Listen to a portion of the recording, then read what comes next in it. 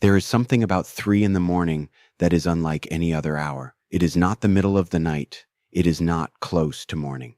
It exists in its own category, an hour that belongs to no day, that carries no ordinary sounds, no ordinary logic. The world outside is completely still, and you are awake, fully awake, not groggy, not drifting. Awake in a way that almost feels involuntary, like something pulled you up out of sleep with a hand you cannot see. And the first thing that happens, before you check your phone, before you look at the clock, is that something lands on your chest. A thought, a fear, a name, a situation you have been carrying for months that you thought you had finally made peace with. And there it is again, at 3 in the morning, heavier than it was yesterday. Most people lie there and call it anxiety. They call it stress. They drink water, they try to breathe, they scroll their phone until the light from the screen is bright enough to drown out whatever was pressing on them. And eventually, they fall back asleep and they wake up at 7 a.m. and they tell themselves it was nothing. But what if it wasn't nothing? What if that hour, that specific, strange, unrepeatable hour, is not a malfunction in your nervous system, but an invitation from a God who knows exactly where you are and exactly what you need to hear? Here is what I want to tell you, and I want you to stay with me because what I am about to share with you is not what most people think this is about. There is a layer to this that I did not see for a long time. And when I finally saw it, it completely changed the way I understand what God is doing in the moments I feel most alone. There is a passage in the Gospels that most people know, and most people think they understand it. And I am going to tell you something about that passage, one specific word buried inside it, that I almost guarantee you have never heard before. And that word changes everything. But I am not going to give it to you yet, because if I give it to you now, you will not feel what it costs to receive it. Stay with me. There is a night in the Gospel of Matthew, chapter 14, that I want you to walk into with me, not as a reader, as a witness. It is sometime between 3 and 6 in the morning. The Roman military divided the night into 4 watches. The 4th watch begins at 3 a.m. That is when this story happens. I mean, that is not a coincidence, and I will tell you exactly why in a moment. The disciples are on a boat. They have been rowing for hours. The Sea of Galilee is in front of them, and it is angry. The Greek text uses the word basanizomenon, which does not simply mean troubled or wavy. It means tormented. The sea is being tormented. These men are experienced fishermen. They have been on this water their entire lives, and they are terrified. They have rowed somewhere between 3 and 4 miles, and they have made almost no progress. The wind is against them. Everything is against them. And Jesus is not there. He sent them ahead. He stayed behind to pray. And now it is the middle of the 4th watch, and it is 3 in the morning. And they are alone, and the sea is tormented, and they are exhausted, and they cannot see where they are going. Now, here is what most people think this story is about. They think it is about Peter walking on water. They think the lesson is faith. Step out of the boat, keep your eyes on Jesus, don't look at the waves. And honestly, that interpretation is beautiful. I have heard sermons on it that moved me deeply. It is true. But here is the thing, that is not the full picture. There is one detail in this passage that changes the entire architecture of what Jesus is doing. And most people read right past it because it is hidden inside a phrase that sounds simple on the surface. The detail is this. And when I heard this for the first time, I actually stopped and sat with it for 10 minutes before I could keep reading. In 1947, a Bedouin shepherd searching for a lost goat in the caves above the Dead Sea stumbled into a jar. Inside that jar were scrolls, ancient manuscripts that would come to be known as the Dead Sea Scrolls, discovered in Cave 4 at Qumran. Among those scrolls were Hebrew texts that gave scholars unprecedented access to the way ancient Jewish writers understood certain phrases. And one of those phrases, a phrase that appears in the Gospel of Matthew in this exact story, carries a meaning in its original language that the English translation almost completely obscures. The phrase is what Jesus says when he approaches the boat. In English, we read it as, "Take heart, it is I. Do not be afraid." But the phrase translated "it is I" in Greek is ego eimi, 2 words. And any Jewish disciple hearing those 2 words in the first century would not have heard, "It is me, Jesus, your teacher." They would have heard the name God gave Moses at the burning bush. I am the divine name, the name that cannot be spoken, the name that means existence itself. Jesus is not saying, "Don't worry, it's just me." Jesus is walking on a tormented sea at 3 in the morning and speaking the name of God over the storm. And now everything changes, because the question is no longer, will Peter keep his eyes on Jesus? The question is, what does it mean that the I am came to them at the exact hour when they had given up? If you are watching this, and I am not talking to everyone right now, I am talking to you specifically. If you have been in a season where you have been rowing and the wind keeps coming against you and you have prayed and believed and held on and the situation has not moved, if you have reached a place where you are not even sure you believe God is listening anymore, not because you stopped believing in God, but because you are just so tired, this next part of the story is the reason something led you here today, because there is a detail I have not told you yet. The disciples were not just afraid of the storm, they were afraid of Jesus. When he appears walking toward them on the water, they scream. They think he is a ghost. The Greek word is phantasma, a phantom, a terrifying apparition. They are so convinced that what is walking toward them cannot be real, cannot be good, cannot be God, that they cry out in fear. And Jesus does not stop walking, he keeps coming toward a boat full of men who are screaming at him because they do not recognize him. He does not pause at a distance and say, "It's all right, calm down, I'll wait until you're ready." He walks through their fear. He gets in the boat and the wind stops. That is not a metaphor. That is a description of how God moves, not around our terror, not after our terror, but directly through it. But here's where it gets deeper. Here is where the story starts to press against something most of us are not ready to admit.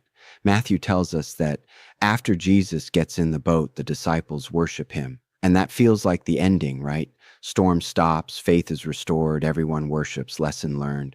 Beautiful. But Mark's account of the same event, Mark chapter 6, adds one sentence that Matthew leaves out. One sentence that breaks open everything we thought we understood about why this happened. Mark writes, "They were completely amazed, for they had not understood about the loaves. Their hearts were hardened." He is referencing the feeding of the 5,000, which happened the same day.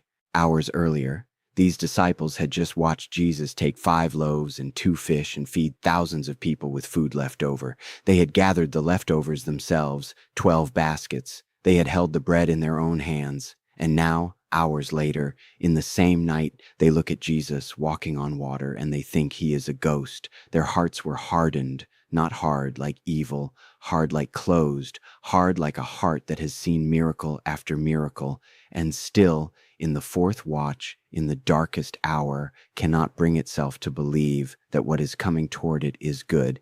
And I need to sit in that for a moment because I think that is the most honest description of what happens to people who have been in a long season of waiting. It is not that you stopped believing in God.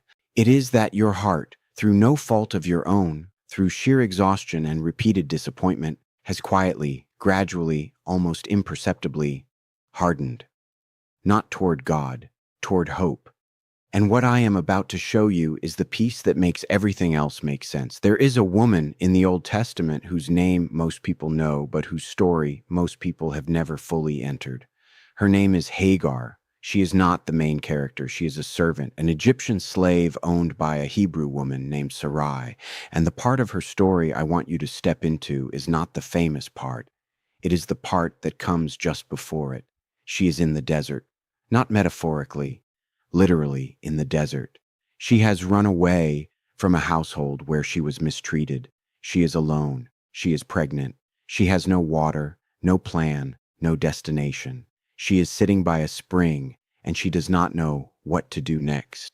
And there is no reason to believe that anything is going to be all right.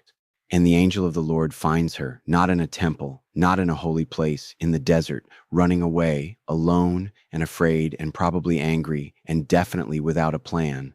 And the first thing the angel says to her is not, "Don't be afraid." It is not, "God has a plan for you." It is a question. A simple, intimate question that lands with the weight of an entire theology inside it. Hagar, servant of Sarai, where have you come from, and where are you going? God knew where she came from. God knew where she was going. The question was not about information. The question was about presence. The question was God saying, I see you, not the situation, not the problem. You. I know your name. I know your history. I see exactly where you are. And Hagar's response is remarkable. She tells the truth. I am running away from my mistress Sarai. No performance, no spiritual language, no pretending she is doing something noble. She is running away, and she says so. And what happens next is one of the most quietly devastating and beautiful moments in all of Scripture. God gives her a promise, a specific one, a son, a nation, a future. And then he sends her back to the place she ran from, and she goes, but here is what I cannot stop thinking about. Here is the thing that kept me awake. Not at 3 a.m., but close. Before she leaves, Hagar does something that no one else in the Bible does. She gives God a name, not a title. A name, her name for him, the name she chose after this encounter in the desert.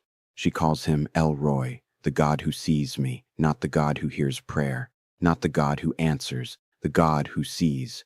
And then she says something that the English translation usually softens, but that in the original Hebrew is almost unbearably tender. She says, have I truly seen the one who sees me? She is astonished. Not that God answered her, that God saw her. That in a desert, with no one watching, with no religious credibility, with nothing to offer, God looked directly at her, and I want you to hold that name right now. El Roi. The God who sees me, because what happened to the disciples in the fourth watch, what happened to Hagar in the desert, what is happening to you at 3 a.m, it is the same thing. It is the same moment wearing different clothes. It is the moment when the only honest prayer left is, do you actually see me? And the answer, and this is not a comfort I am offering you to make you feel better. This is something that is woven into the architecture of every single one of these stories. The answer is yes. But not in the way you are expecting, never in the way you are expecting. Here is what most people do not know about the biblical hour of the fourth watch. In ancient Jewish understanding, the hours of the night were not just divisions of time, they were spiritual categories.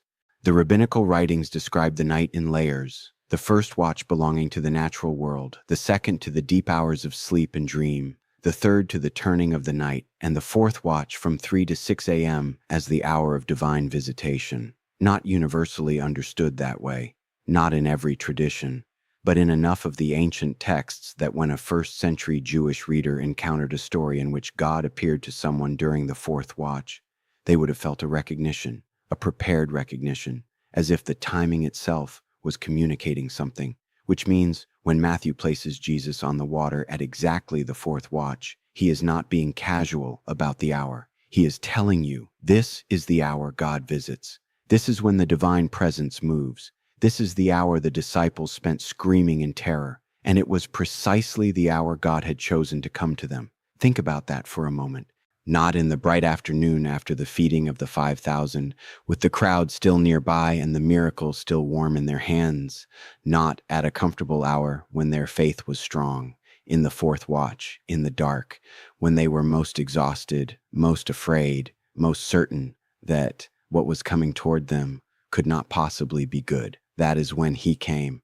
And I need to ask you something, and I need you to actually sit with this question rather than answer it quickly, because a quick answer will let you off the hook in a way the question is not designed to let you off. When was the last time you were awake at 3 a.m, and instead of trying to fall back asleep, instead of reaching for your phone, instead of treating the wakefulness as a problem to be solved, you considered the possibility that it was an appointment, not a coincidence, not your nervous system misfiring, an appointment? Because here is the warning I told you Jesus had, and I chose that word carefully because most people hear the word warning and they hear danger. But the original meaning of the word, in its Latin root, monere, means to remind, to call to mind something that has been forgotten, to cause someone to remember something they already know but have buried under the weight of everything they are carrying. Jesus does not come to you at 3 in the morning to frighten you. He comes to remind you. But remind you of what? That is the question I have been building toward since the beginning of this, and I have been withholding it, not to manipulate you, but because I think the answer only lands with its full weight when you have walked far enough into the dark to feel how much you need it. There is one more person I want to bring into this space, and this person is not in the desert, and they are not on a boat. They are in a garden at night. His name is Jesus. And I want you to understand that what I am about to describe is not theology at a distance. This is a human being, fully human in every sense that word can carry, lying on the ground in a garden called Gethsemane, with the dirt against his face and the weight of every human sin pressing down on his chest, asking his Father if there is another way. He is afraid. The text says his sweat became like drops of blood, a medical phenomenon called hematidrosis, documented in cases of extreme psychological distress where capillaries burst under the skin from sheer anguish and blood seeps through the sweat glands. This is not poetic language. This is a body in crisis. This is a man who is terrified of what morning will bring, and he is awake, in the dark, alone, because the disciples fell asleep. Even the 3 he asked to watch with him, he is completely, utterly alone in that garden. And he prays not the polished prayer of a teacher, the ragged prayer of a son. Father, if it is possible, let this cup pass from me. And heaven is silent. No angel comes to change the answer. An angel comes to strengthen him, not to remove the cup, to give him strength to drink it. The answer to his prayer is not what he asked for, and he surrenders, not my will, but yours. And here's what I need you to understand, and this is the thing I have been trying to find words for this entire time. The thing that the disciples did not understand because their hearts had hardened. The thing Hagar discovered in the desert. The thing that is waiting for you on the other side of your 3 a.m. Jesus did not just survive the garden. He was formed in it. The version of Jesus who walked out of that garden toward his arrest, toward his trial, toward the cross, was not the same as the one who entered. Something had been settled. Not because the fear was gone, not because the pain was removed, but because in the darkest, most honest, most unwitnessed moment of his human life, he looked at the Father and he chose trust over certainty. He chose trust even without certainty. And that act, that surrender, that choosing, that not my will but yours, is what made it possible for him to say ego Eimi over every storm that has come against every person he loves since that night. Because he knows what your garden feels like. He knows what the 4th watch costs. He knows what it is to lie in the dark and hear nothing and choose to stay anyway. And what he is saying to you at 3 in the morning, what he has always been saying, in every language, in every season, in the desert and on the water and in the garden, is this: I see you. I am here. And what feels like the end is the formation. So here is where I am going to ask you to do something that might feel strange at the end of a video. I want you to think back, not forward. Back. To a moment in your life that was so hard you were not sure you would survive it, a season you could not see through, a night that felt permanent, a loss, a betrayal, a silence from God that lasted so long you built walls around your heart just to keep walking. Are you there? Can you feel it? Now, and I know this is not easy, look at what came out of that season, not what God removed from it, what came out of you because you walked through it, the compassion you have that you did not have before. The ability to sit with someone else's pain without trying to fix it immediately. The quietness in your faith that cannot be shaken by circumstances the way it once could. The knowing, not the believing, the knowing that God was present even when you could not feel him.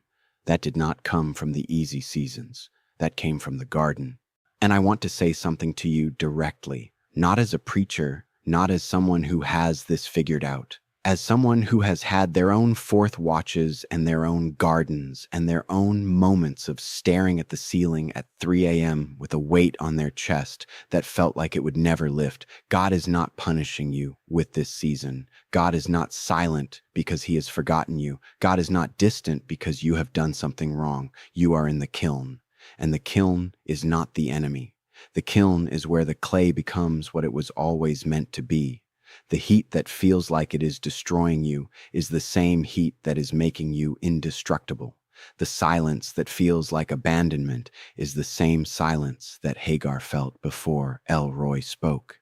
The darkness that feels like death is the same darkness that the disciples were in when the I Am walked toward them on the water. And he is walking toward you right now, not after you figure it out, not after you get your faith together. Not once you stop being afraid. Right now, in the middle of your tormented sea, in the middle of your desert, in the middle of your garden, he is already moving toward you. And the thing he is trying to remind you of, the warning he has been whispering into your wakefulness, is not a warning about what is coming.